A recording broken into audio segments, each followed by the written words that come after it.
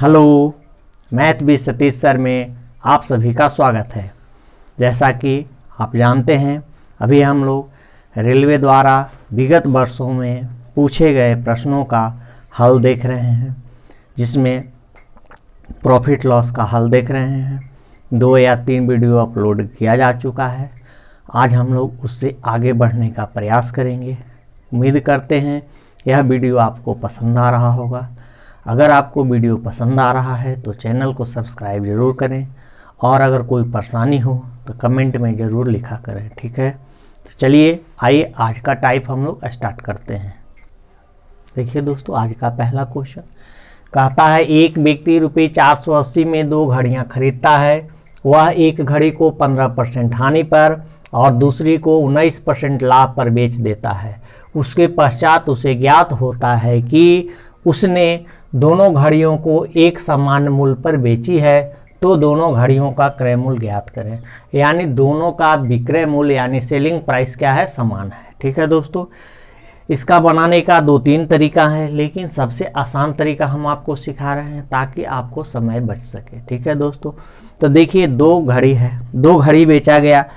आप जानते हैं कि एसपी जो होता है 100 प्लस प्रॉफिट परसेंट होता है कि नहीं होता है। एसपी बराबर हम लोग क्या पढ़े हैं, जानते हैं। एसपी 100 प्लस प्रॉफिट परसेंट होता है, और अगर लॉस पर बेचता है तो एसपी जो होता है 100 माइनस लॉस परसेंट होता है। ठीक है, तो इसी कंडीशन पर अगर पहला घड़ी को ए मान लेते हैं ए रुपया, और अगर पहले घड़ी को 15% हानि पर बेचा है तो 85% पर बेचा होगा। 100 में से 15 घटा दिए 85।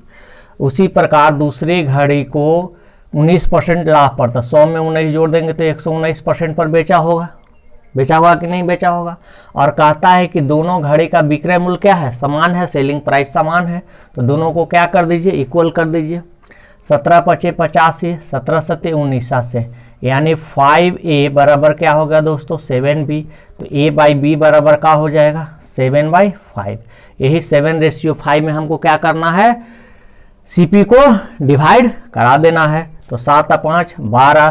तो पहला घड़ी का हो गया 480/12 × 7, 12×7 = 84, सॉरी 12×4 = 48, 7×4 = 28। पहला घड़ी का कीमत हो गया 280 रुपया। दूसरा घड़ी अगर पूछेगा तो 480/12 गुने यहाँ पर कर देंगे 5, तो 40 बचे क्या हो जाएगा, 200 हो जाएगा। यही दोनों का क्या हो गया, विक्रय मूल्य निकल गया, सॉरी क्रय मूल्य निकल गया। तो सबसे आसान तरीका इसका दोस्तों यही है। अगर आप दूसरे तरीका से जाएंगे तो एक घड़ी का CP को x मानना होगा, दूसरा हो जाएगा 480 - x। बात सेम ही आएगा, आंसर सेम ही आएगा, लेकिन बनाने में कैलकुलेशन हम लोग को ज़्यादा करना पड़ेगा। तो जब भी विक्रय मूल्य समान का क्वेश्चन हो, बनाने का तरीका सेम होगा दोस्तों। क्या बोले कि एसपी बराबर 100 प्लस प्रॉफिट परसेंट होता है, या एसपी बराबर 100 माइनस लॉस परसेंट होता है। जब लॉस पर बेचेगा तो 100 माइनस लॉस परसेंट, प्रॉफिट पर बेचेगा तो 100 प्लस प्रॉफिट परसेंट। ठीक है, पहला घड़ी को कहता है कि 15% की हानि पर बेचा है, तो 15%, 100 में से 15 चल गया, 85 बचा। तो ए का 85%, दूसरे घड़ी को 19% लाभ पर, तो बी का 119%, आपस में बराबर। क्यों बराबर, क्योंकि क्वेश्चन ने बोला है कि दोनों घड़ी का विक्रय मूल्य समान है। दोनों को बराबर कर दिए, दोनों के बीच रेशियो आ गया 7:5 का। इसी 7 और 5 के रेशियो में 480 रुपये का हम लोग क्या किए, बांट दिए, दोनों का CP निकल गया। ठीक है, उम्मीद करते हैं कि यह क्वेश्चन आपको समझ में आया होगा। तो इसी पर आधारित दूसरा क्वेश्चन देख लीजिए। 2 क्वेश्चन एक साथ, एक समान क्वेश्चन जो एक टाइप का क्वेश्चन होता है एक जगह बता देते हैं ताकि आपको समझने में सुविधा हो। ठीक है, तो आइए इस पर दूसरा क्वेश्चन देखिए दोस्तों, क्वेश्चन सेम है। कहता है एक व्यक्ति रुपये 900 में 2 बैग खरीदता है। वह एक बैग को 25% हानि पर और दूसरे को 25% लाभ पर बेच देता है। उसके पश्चात उसे ज्ञात होता है कि उसने दोनों बैगों को एक समान मूल्य पर बेचे हैं, तो दोनों बैगों का क्रय मूल्य ज्ञात करें। ठीक है, सिर्फ हम यहाँ पर नाम चेंज किए हैं। आपके एग्जाम में यहाँ पर नाम अलग आया था, हम यहाँ पे नाम के जगह पे व्यक्ति कर दिए हैं। ठीक है, क्वेश्चन ये भी आपके एग्जाम का पूछा हुआ है। बनाने का तरीका बिल्कुल सेम होगा जो अभी आपको तरीका हम समझाए। ठीक है, क्या समझाए, कहता है कि पहले को 25% हानि पर, तो ए का 75%, 25% हानि पर, तो 100 माइनस 25 यानी 75% बराबर बी का 25% लाभ पर कितना हो जाएगा, 125% हो जाएगा कि नहीं। 25 तिहाई 75, 25 बचे 25 से, यानी ए बटे बी बराबर कितना हो जाएगा दोस्तों, 5/3। ठीक है, 5:3 में बटेगा, तो ए बराबर कितना हो जाएगा, 900 बटे 8 गुने 5। ठीक है, 8 से तो पूरा पूरा नहीं कट रहा है, इसका मतलब है कि पॉइंट में आने वाला है। ठीक है, 9 बचे 4500 बटे 8, 8 बचे 40, बच गया 50, 8 छक 48, बच गया 20, 8 दूनी 16, बच गया 4, 8 बचे 40। ठीक है, 562.5। ठीक है, अब आप देख लीजिएगा कि आपके पास पॉइंट में दिया गया है, या हो सकता है कि अप्रॉक्स में आपके पास दिया गया होगा 563। ठीक है, तो अगर आपके पास ऑप्शन पॉइंट में होगा तो पॉइंट में डालिएगा, अगर पॉइंट में नहीं होगा तो कभी कभी आपके पास, हम बार बार बोल रहे हैं कि हर सेट में 1 से 2 क्वेश्चन ऐसा पूछा गया है जिसका आंसर पूरा एग्जैक्ट नहीं आ रहा है, और क्वेश्चन भी अप्रॉक्स लगभग नहीं पूछ रहा है, लेकिन जो भी ऑप्शन दिया जा रहा है उसके क्लोज में ऑप्शन दिया जा रहा है। तो ऐसे क्वेश्चन को बनाने का तरीका होगा कि अगर इतना आंसर आप दे रहा है तब तो ठीक है, और नहीं तो इसके क्लोज में देख लीजिएगा कि 563 एक घड़ी का हो गया, तो दूसरे घड़ी का कितना हो जाएगा, 900 में से 563 माइनस करा देंगे। ठीक है, उम्मीद करते हैं यह क्वेश्चन आपको समझ में आ गया होगा। अब इस टाइप का क्वेश्चन जब भी आएगा तो हम समझते हैं कि अब आप इस क्वेश्चन को बहुत आसानी से कर लीजिएगा। ठीक है, तो आइए अब हम अगले क्वेश्चन की ओर बढ़ते हैं। देखिए दोस्तों, कहता है एक 13% हानि और 15% लाभ के बीच का अंतर ₹63 था। तो प्रश्न में वस्तु का लागत मूल्य खाली जगह है रुपया है। ठीक है, क्वेश्चन इसी रूप में पूछा गया है, तो बहुत ही आसान है। देखिए 13% हानि है और 15% लाभ है, तो एक हानि में और एक लाभ में थोड़ा सा आपको हम समझा देते हैं। हानि पर अगर बेचेगा तो एसपी क्या हो जाएगा, पहला कंडीशन में 100 माइनस 13, दूसरा कंडीशन में एसपी 1 क्या हो जाएगा, 100 प्लस 15। ये 13 घटा दीजिएगा कितना आ जाएगा, 87, और ये 15 जोड़ दीजिएगा कितना हो जाएगा, 115। दोनों के बीच डिफरेंस कितना का आ जाएगा, देख लीजिए तो 28% का आएगा कि नहीं आएगा, आएगा। इसी 28% का वैल्यू यहाँ पर डिफरेंस दिया हुआ है कितना, 63। तो हमसे सीपी पूछा है, क्रयमूल्य पूछा है। क्रयमूल्य या लागत मूल्य एक ही चीज़ होता है, और क्रयमूल्य हमेशा क्या % होता है, 100% होता है। तो 63 बटे 28 इंटू क्या कर देंगे, 100। ठीक है, 7 चौके 28, 9 सत्ते 63, 25 चौके 100, 25 नमा कितना आ गया, 225, 225, यही हमारा आंसर हो जाएगा। ठीक है, ये आपको समझा दिया। अब हम लोग डायरेक्ट क्या करेंगे कि एक हानि है और एक लाभ है, दोनों अपोजिट है, एक हानि है और एक क्या है, लाभ है। बस यहीं से जोड़ देंगे, 15 और 13 कितना होता है, 28। बस डायरेक्ट लिख देंगे 28% का वैल्यू 63, तो 100% का वैल्यू कितना हो जाएगा, 225। ठीक है, तो जब भी ऐसा क्वेश्चन आपके सामने आए, बनाने का तरीका यही होगा। और ऐसे क्वेश्चन लगभग हर सेट में आपके पास, हर सेट देखिएगा, जितने भी सेट प्रीवियस ईयर में पूछे गए हैं, हर सेट में एक क्वेश्चन दिया गया था। तो ऐसे क्वेश्चन को हम लोग बिल्कुल ही आसानी से बना सकते हैं। ऐसे क्वेश्चन को बनाने में आपको सेकंड भी नहीं लगेगा। ठीक है, लेकिन थोड़ा सा कैलकुलेशन आपको फास्ट रखना होगा। कैलकुलेशन फास्ट रखने के लिए थोड़ा सा टेबल वाले याद रखें। कम से कम आप लोग कंपटीशन की तैयारी कर रहे हैं तो 30 तक तो टेबल याद होनी ही चाहिए मिनिमम। ऐसे आप अगर 40 तक याद कर लें तो और भी आसान है। ठीक है, तो चलिए आइए अगला क्वेश्चन देखते हैं। देखिए अगला क्वेश्चन सेम क्वेश्चन है। कहता है 18% हानि 17% लाभ के बीच का अंतर 63 है, तो वस्तु का क्रयमूल्य क्या होगा। ठीक है, क्या बताए कि दोनों अपोजिट है, एक लॉस है तो दूसरा क्या है, प्रॉफिट है। लॉस और प्रॉफिट है। अब डायरेक्ट समझ कह देते हैं, इसके पहले हम समझाए थे। तो अब क्या करेंगे, 18% और 17%, 18 और 17 मिलके कितना हो गया, 35 हो गया। और यही 35% का वैल्यू आपके पास क्वेश्चन में दिया गया है कितना, 63। तो 100% का वैल्यू क्या हो जाएगा, 63 बटे 35 इंटू क्या हो गया, 100। ठीक है, 5 सते 35, 20 25 100, 9 सते 63, 20 नमा 180 और यही आपका आंसर हो गया 180। ठीक है, देख रहे हैं कितना आसानी से बन रहा है। यदि आपको ये समझ में आ गया तो ऐसे क्वेश्चन आपके पास आएंगे एग्जाम में, तो आपको बनाने में मुश्किल से बहुत ज़्यादा आपको होगा तो 5 से 10 सेकंड लगेगा बनाने में।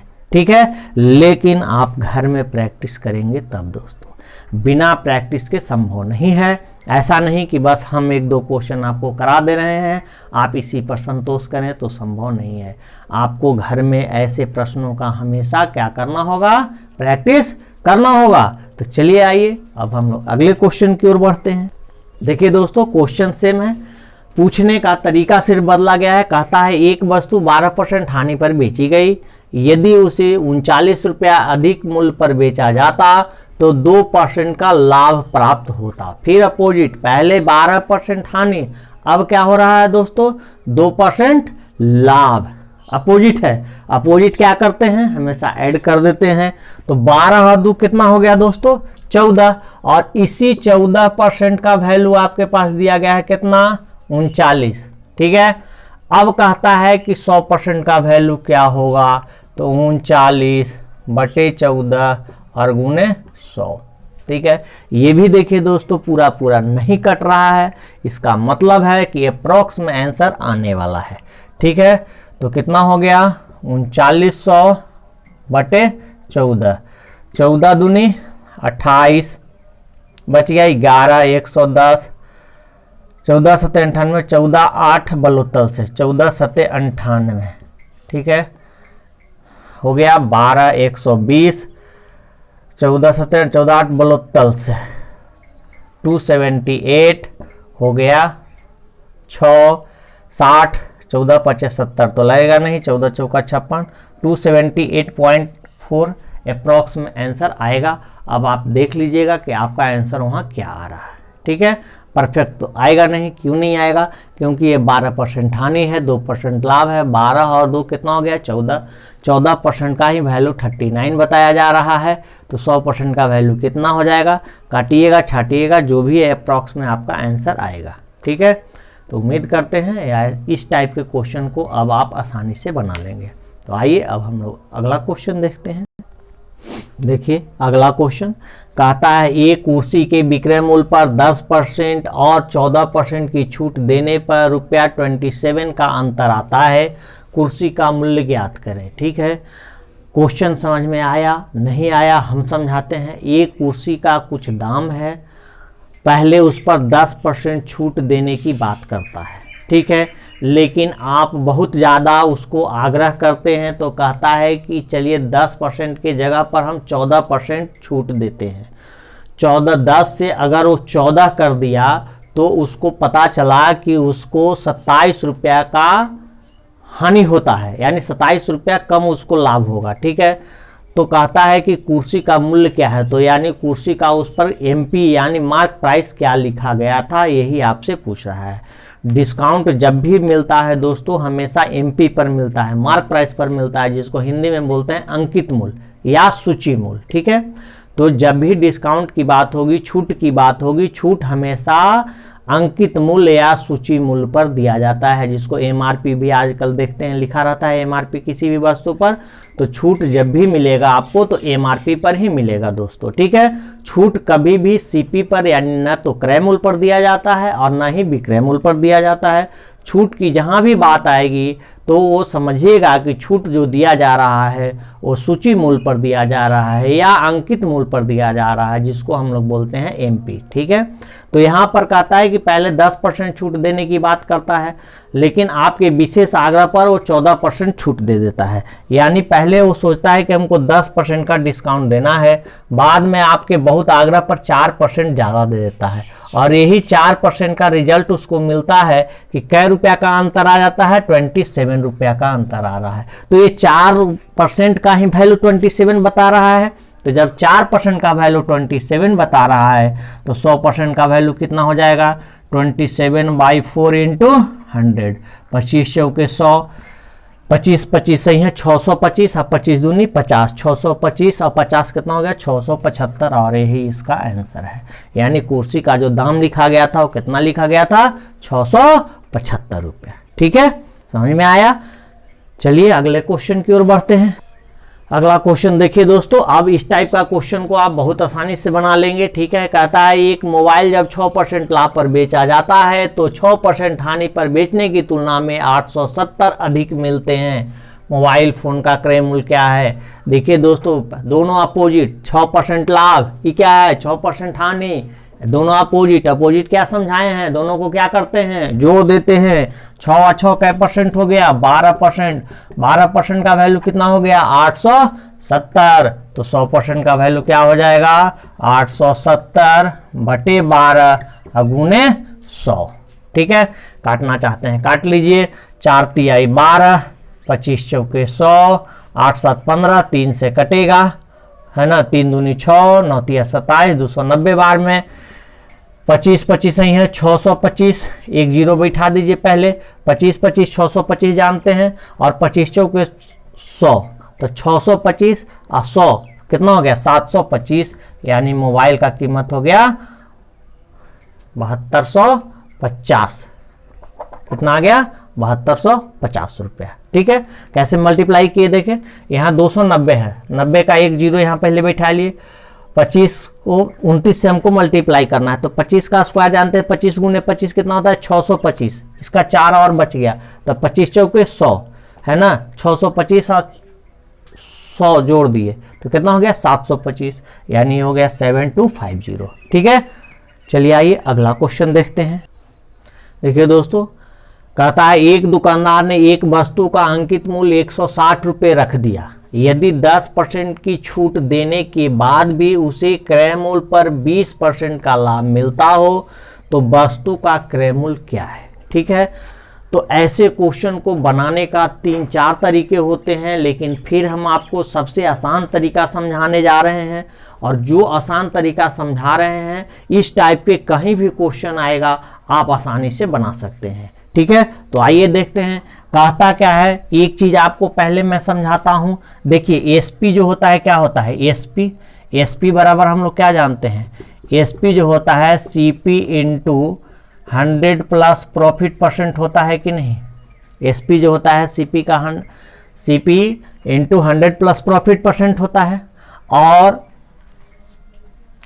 एसपी जो होता है वो MP into 100 minus discount percent होता है कि नहीं, होता है, क्यों डिस्काउंट माइनस करते हैं।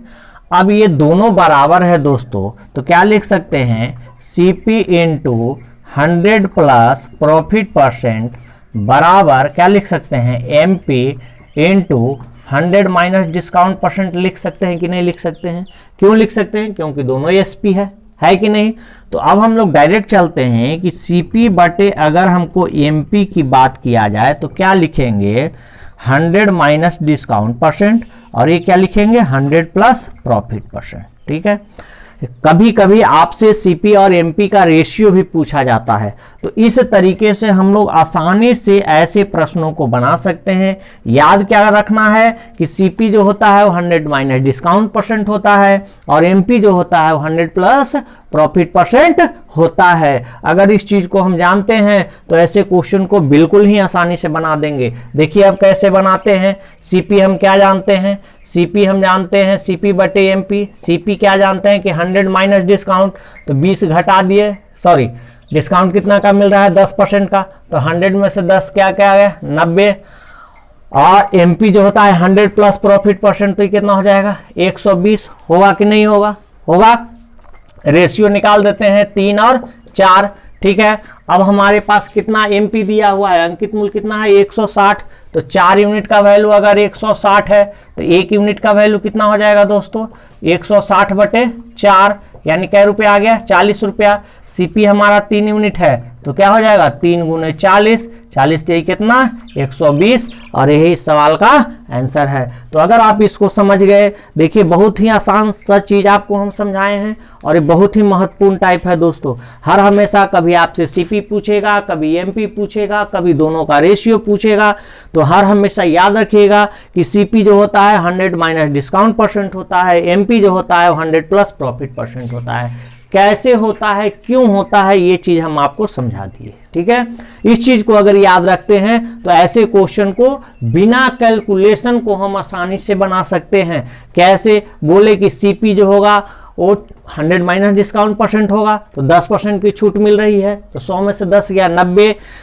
एमपी जो होगा 100 प्लस प्रॉफिट परसेंट होगा, 20% का लाभ हो रहा है, तो 120, 90 और 120 कितना हो गया, रेशियो निकालेंगे 3 4 का, 4 यूनिट का वैल्यू 160 दिया हुआ है, तो 1 यूनिट का वैल्यू कितना हो जाएगा 40, तो यह 3 यूनिट का वैल्यू कितना हो जाएगा 120, और यही इस क्वेश्चन का आंसर है, ठीक है। उम्मीद करते हैं ये चीज आपको समझ में आया होगा। चलिए इसी से रिलेटेड 2-3 क्वेश्चन हम आपको करवा देते हैं ताकि आपका कंसेप्ट क्लियर हो जाए, ठीक है। तो आइए अगला क्वेश्चन देखते हैं। देखिए दोस्तों, अगला क्वेश्चन कहता है एक दुकानदार ने एक वस्तु का अंकित मूल्य 1280 रुपये रख दिया। यदि 10% की छूट देने के बाद भी उसे क्रय मूल्य पर 20% का लाभ मिलता हो तो वस्तु का क्रय मूल्य ज्ञात करें, ठीक है। ये सारा क्वेश्चन आपका एग्जाम का पूछा हुआ है, ठीक है। तो चलिए अभी आपको हम बताएं सीपी क्या होता है। सीपी जो होता है 100 माइनस डिस्काउंट परसेंट, सीपी यही ना बताए 100 माइनस डिस्काउंट परसेंट। और एमपी क्या होता है, एमपी होता है 100 प्लस प्रॉफिट परसेंट। चलिए बैठा दीजिए, 100 माइनस डिस्काउंट, 10% का डिस्काउंट दे दिया, ये 90, ये हो गया 120, ये हो गया 3, ये हो गया 4, 3 और 4 का रेशियो आ रहा है। 4 यूनिट का वैल्यू दिया गया है कितना 1280, तो 1 यूनिट का वैल्यू कितना हो जाएगा 1280 बटे 4, 4 तिहाई 12, 4 दूनी 8, कितना हो गया 320। तो है हमारे पास क्रय मूल्य सीपी का यूनिट 3 यूनिट, तो 3 यूनिट का वैल्यू कितना हो जाएगा, तो 3 गुने 320 यानी 960, यही हमारा सीपी हो गया और यही सवाल का आंसर है, ठीक है। देख रहे हैं कितना आसानी से बन रहा है, मजा आ रहा है ना। अगर आप प्रैक्टिस कर लेते हैं दोस्तों तो मजा आ जाएगा, ठीक है, लेकिन आप प्रैक्टिस करेंगे तब। आइए एक क्वेश्चन और देखते हैं। देखिए दोस्तों, अगला क्वेश्चन सेम क्वेश्चन है, सिर्फ क्वेश्चन पूछने का तरीका बदला गया है। कहता है एक दुकानदार 12% की छूट देकर भी 33% का लाभ कमाता है। एक कुर्सी जिसका अंकित मूल्य 4740 रुपया है, तो उसका दुकानदार के लिए क्रय मूल्य क्या है। फिर सीपी आपसे निकालेगा, सीपी आपसे पूछा जा रहा है।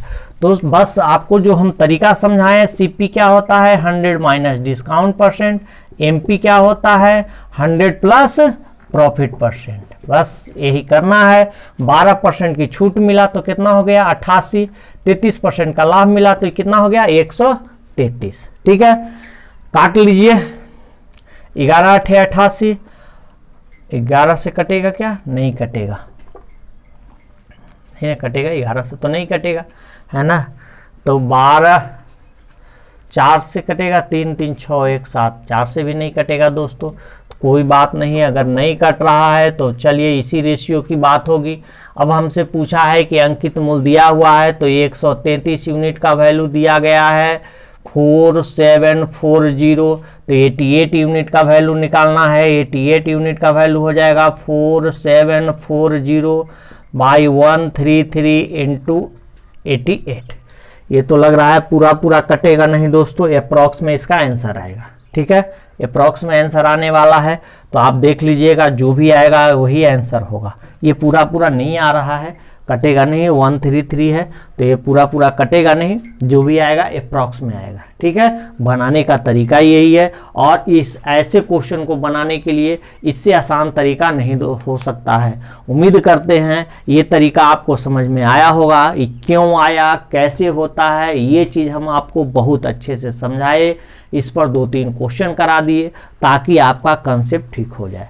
जब भी ऐसा क्वेश्चन आए दोस्तों, सीपी निकालना हो, एमपी निकालना हो, दोनों का रेशियो निकालना हो, तो ये सबसे आसान तरीका है, ठीक है। उम्मीद करते हैं ये तरीका आपको समझ में आया होगा।